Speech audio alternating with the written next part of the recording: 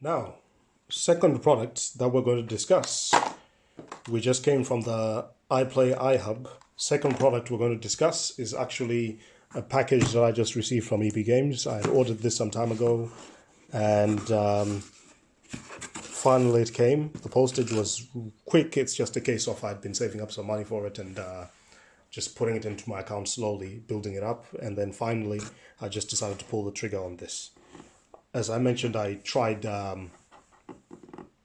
As I mentioned in the iPlay review for the hub, one of the things that I mentioned early was the FireCuda, the hard drive. And if you can see here, the FireCuda is actively flashing. That is the Seagate FireCuda flashing at the back there. LED lights and all, USB ports. It's a hub, you know, much like the Xbox One. Very good hubs. I can never say anything or fault them. Very good hubs. You can see the green one flashing over here. So I thought I'd go with the theme, you know. Have an Xbox One, have an Xbox One, have an Xbox One, and have a PS1, and sort of see how we go. But unfortunately, for whatever reason, it just chose not to read because the PS5 is not really favorable to hubs. But nonetheless, here we are.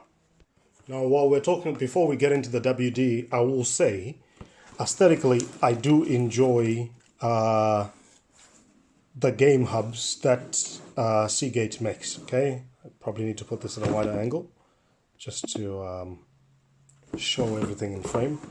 Aesthetically, I do enjoy the look of these hard drives. Okay, they're packaged well. They not so much that I care so much about the LED lights or RGB lights, but generally I just like the aesthetics of these things. This one, like I said, did not work on my PS5, probably would work on a PS4, but I'll end up using it for PC at a later stage for just bulk storage. Again, it's 8 terabytes of storage, you can't go wrong. My Series X, on the other hand, really seems to love this thing, and it was meant with the Xbox in mind, so pretty good. I cannot fault this thing. Well packaged, it looks the part, it's tucked away neatly, it's discreet, it matches pretty much with the hard drives. It matches pretty much with all the other gear that I have for the Xbox, the headsets, all that other gear. But nonetheless, what we have here is the WD black. This thing looks gorgeous. It just looks like something military grade. You know, it feels heavy. It feels substantial, actually. We're talking 8 terabytes. This is the WD Black D10 game drive. So this will work with PlayStation, it will work with the Xbox, and it will work with the PC. The only thing I think that maybe separated the two drives is in the Seagate drives, and this one was, I think one was spinning at 5,200 revs per minute, and I think these ones are 7,200 ones, you know, 7.2. So I think maybe that's the difference now. It came down to speed. At the back there, it just sort of highlights basically a few things. Yeah, well, 7,200 RPM. So that says it all. Power, data, 7.5 watt charging.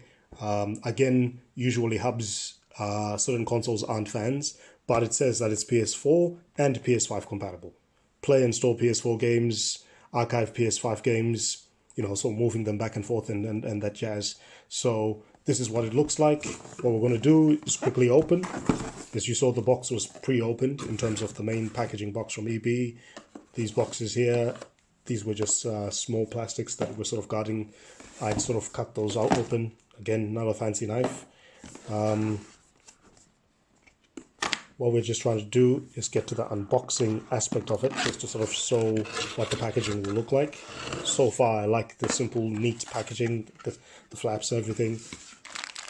Power brick with various adapters, obviously for different countries and different that. Being Australia based, that's our charging bit, which I'll highlight later. I'm not sure what that is, but I'm assuming that it's one of the stands. If not the only stand. Some additional adapters, I'm guessing. Yes. Your traditional 3.0, 3.1 super speed cable. Manuals. I'm guessing this is your instruction, like just a quick booklet, just gives you an idea of what you're going to be doing and how you're going to be doing it. If you need any help, just go to the right websites and everything else. If you're going to be connecting it to the PC, which is pretty much plug and play, usually you don't need to format unless you don't want to use the NTFS format. You want to use another format, but usually you don't have to format hard drives off the rip. They usually come ready, PC ready. And then just the proper manual, I guess, and warranty and things of that nature. The unit itself is really what we're here for now.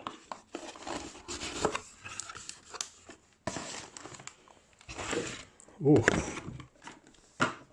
I really like the box. I really like just the way everything has been set up. Decent quality, making sure that it's not damaged on its way. And that's the unit. Or rather, let's make it face that way. That's the unit.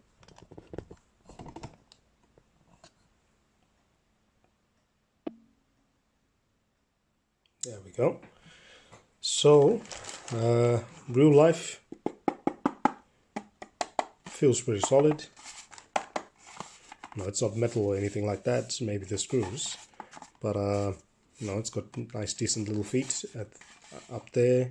I won't be able to stand it up this way anyway. It'll probably be tucked in this way, simply because, again, TV unit, not too much room to muck around, really. But what I'm more fascinated with are the hubs and everything else. So once I plug it in, it'll be able to allow me to connect other peripherals. Whether or not I can then use those as a pass-through, I don't think so. I think this is just meant to be for charging purposes. I don't think I'll be able to use anything else, like connect steering wheels and things like that on there. But perfect for maybe charging the controllers. I can also see somewhat of a fan in that grill, if you can see that. I'm guessing that's supposed to help with the cooling, because I'm assuming this thing is meant to get hot. Again, with all the transfer speeds that are required, probably this is going to be the drive of choice. So I'll set this up in a minute and go through the process and just make sure that it is registered, so that people can get an idea of what they're going to be dealing with. But obviously the plugs are going to be different. I haven't seen this plug type in a very long time. That's the default plug, of course. I haven't seen it in a long time. By the way, I wasn't able to get these hard drives in store. I managed to see them on EB Games' website. They are on special at the moment. They're about $350, I think, maybe a little bit less. Again, it is 8 terabytes, so you're going to be paying for a terabyte or two for about $65 or $80 now, I think, for a portable. Expect to pay, 3 or 4 times that if you're going to be getting, 3 or 4 times the storage, right? So expect at least $300 or so. For us out here in the AU, we use this. I wish these were sealable, but no. I guess we'll have to use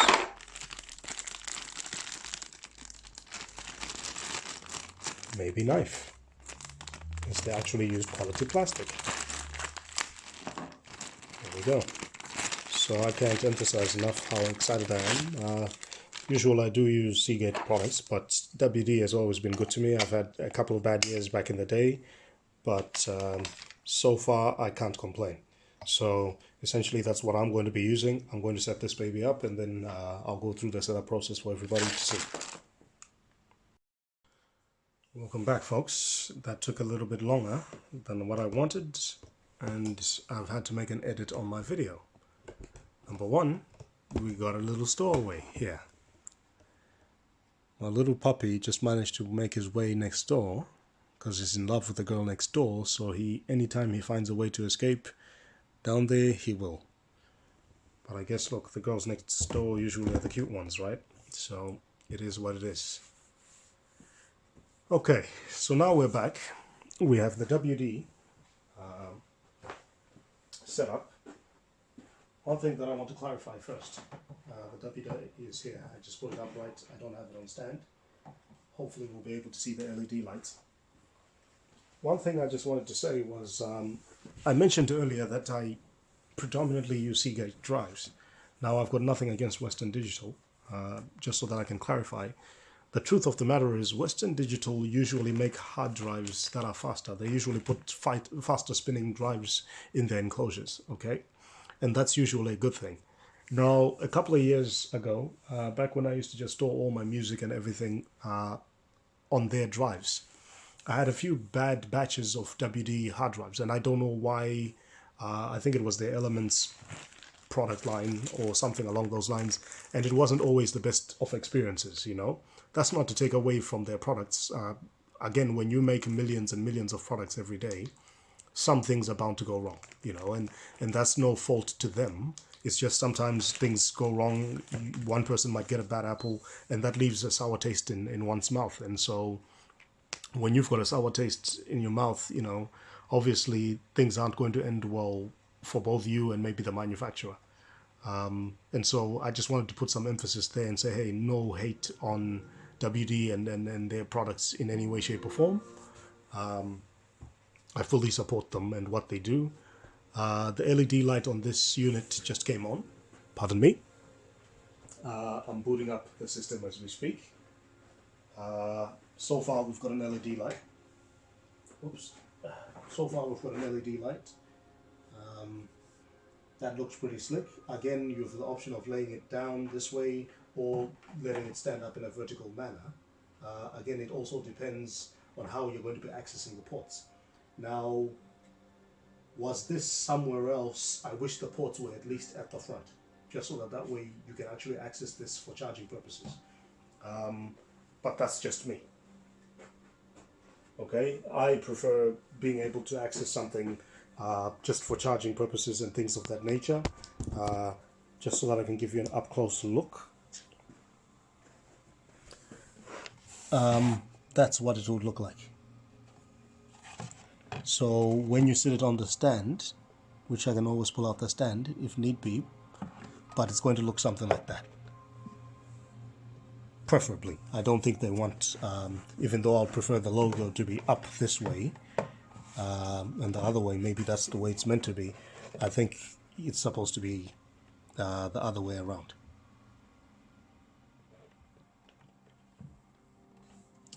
This video is looking a little bit grainy because I've zoomed in too much, but we shall see. We'll adjust the angles and everything the way that we need to in a second.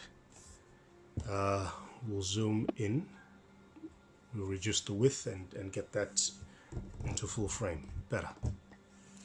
So, nonetheless, let's get to business. The business part says,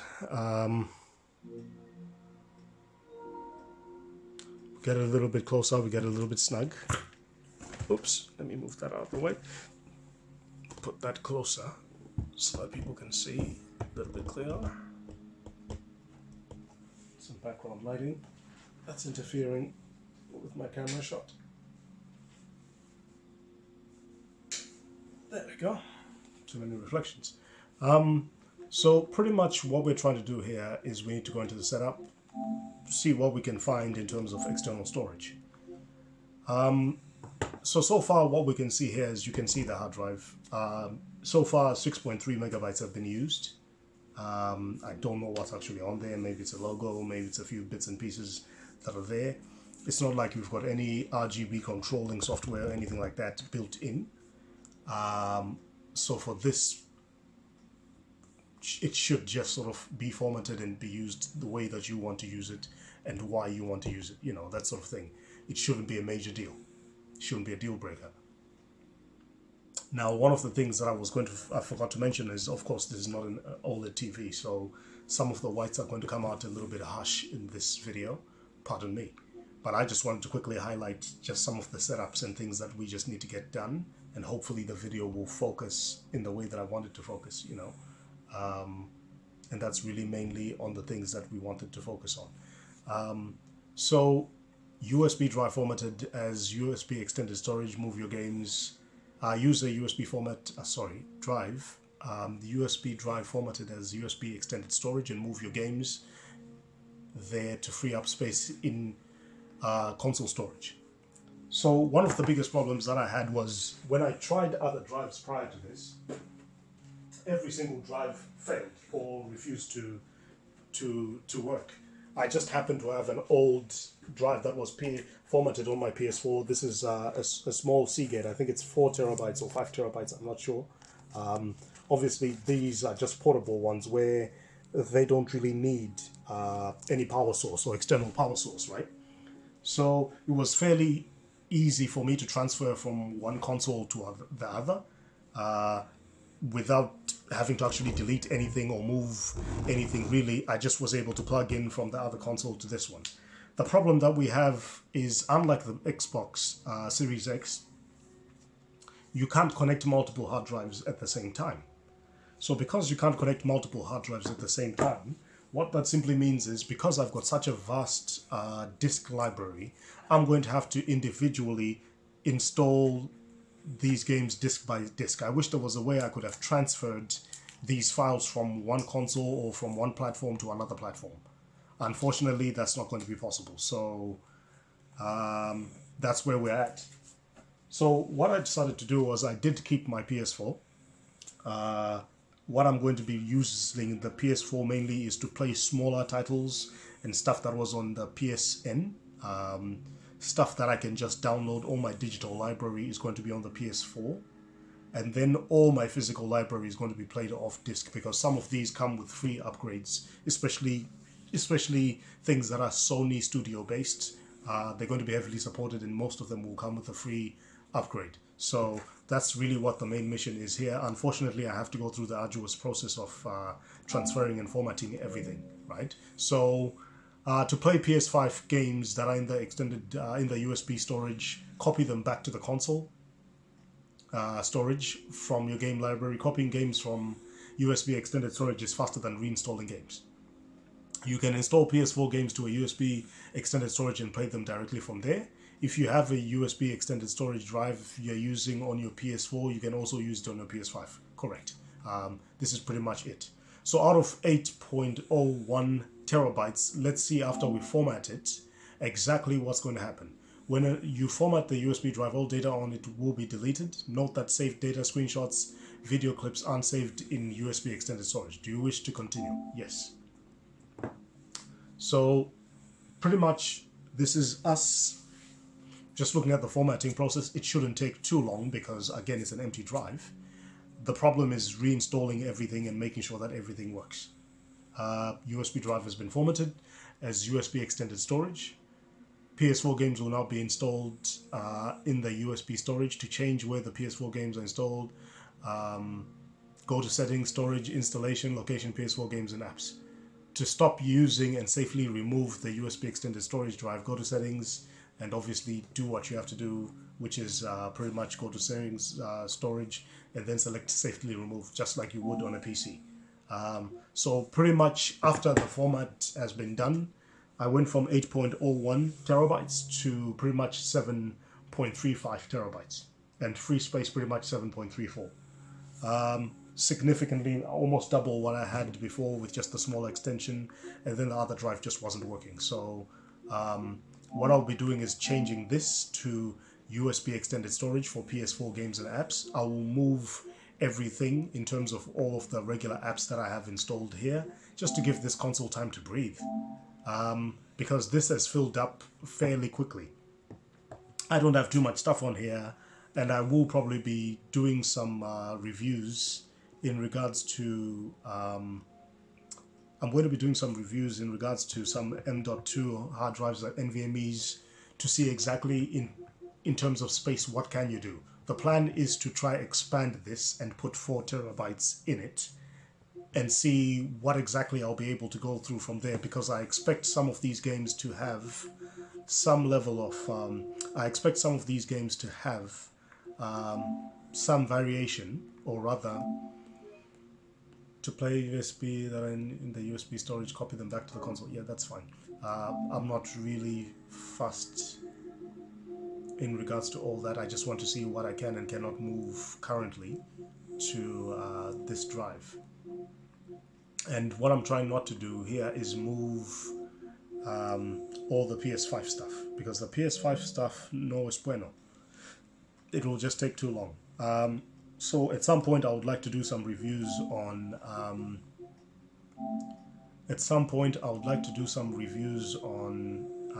an M.2 drive, something cheaper, something entry level, something that might not necessarily be the fastest speed that the console can make use of, but also what we're trying to do here is get the most that we can out of these consoles, you know,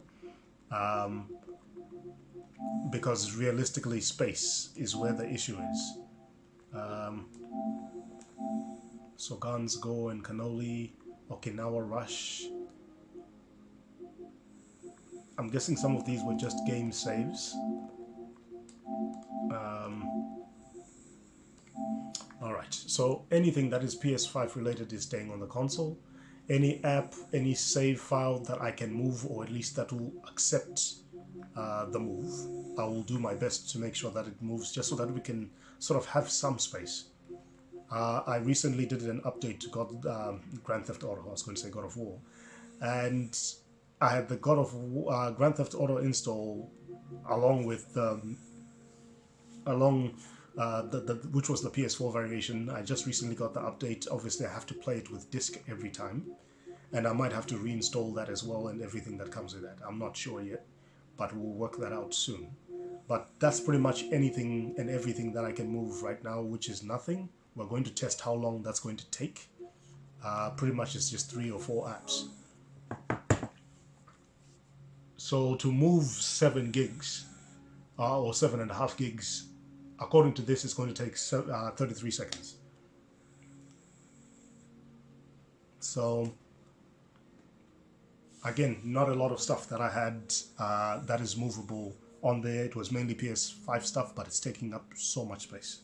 Hopefully I might be able to move video clips and broadcasts and anything else that I do on YouTube and Twitch. But this was just to highlight roughly how much time it's going to take, which is pretty fast for what we're using it for. Again, 33 seconds for 7.5 gigs is pretty good, you know, which means that roughly a minute for 14, for 140, we're looking at maybe 10 minutes, you know, which, look, to be fair, it's fair enough. Again, hard drive, what do you want? So in terms of things that I can move and still be able to play, I think that's about it. Every other app, including YouTube, is PS5 based. So hopefully I'll be able to review some M.2s and talk about them and sort of see if that's going to be a possibility, yes or no, and see if maybe I can just get some free space and sort of try to get that happening. Media gallery, automatically upload the latest screenshots, blah, blah, blah, blah. Cool. So we shall see. I might be able to clean up some of this stuff as well, push it up just so that the hard drive on the main console just stays fairly relatively clean. Again, not too many big files on here. I think Demon's Souls is probably by far the biggest with 16 gigabytes, which is fine because that's the game that I'm playing at the moment. Save data, copy to USB drive. If you used it on the console, you need to update the latest version. Okay, so we're pretty good that way. Again, that's reserved for system data. So this is what we have for now: PS5 games and apps, console storage. So that's where we're at with it. Looks pretty clean for now. I'll go through the process and give you feedback. When I do find the M.2, I'll go through the unboxing process, I'll go through the installation process, and hopefully we'll be able to discuss, you know, some of the pros and cons of that, and any other variation of the games that I'll be able to get. If I get the newer versions for PS5, I'll definitely make use of that and even maybe make a list to highlight what you can and cannot do for that particular console. Anyway, from me and Richie, I just want to say thank you. and hopefully we'll chat in the next video when I have a new USB hub or a new hard drive to connect and test.